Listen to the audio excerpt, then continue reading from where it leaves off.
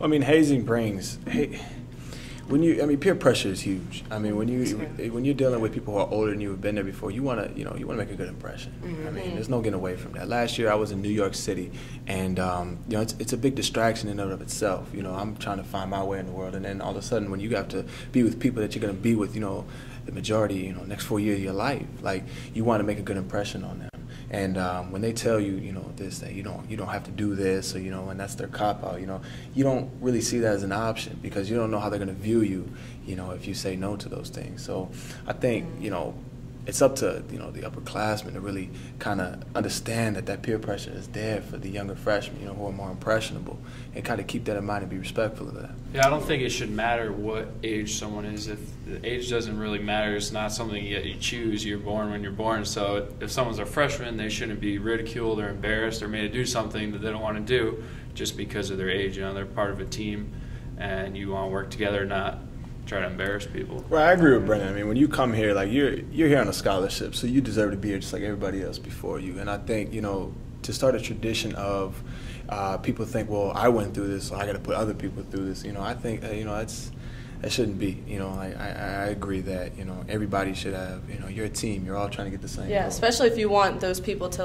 respect you as captains or upperclassmen on the team. Putting them through that isn't going to necessarily make them feel better about coming onto the team. What makes them want to be a part of something that's just going to continue to do that? Well, yeah, no doubt. I think we should find, teams should find other ways, to incorporate your new freshmen, your transfer students. I mean, anybody that's, new to the team. Because when you're in new surroundings, I mean, we've all been there. I mean, it's tough, you got to deal with classes and just the college life in general. To add on top of that, the people that you're going to spend the most time with on campus, Exactly. They're trying to get you to do stuff you're not comfortable with doing. I mean, it can be tough. So I think, upperclassmen should really, people who've been there should really be, more considerate to the newcomers. Yeah, definitely. Yeah. With our team, we always said we wanted to help others, during winter session because we're here for the whole time. So we've been going down to the Rhode Island Food Bank and doing community service and helping the food pantry, and all of us got closer by it because, like you said, we weren't focusing on basketball, Right. Going at each other during practice, and it was just a great way to kind of get to know each other. Right. Yeah, because I think it's important to separate yourself from the sport in order to get along better, and you kind of understand each other better.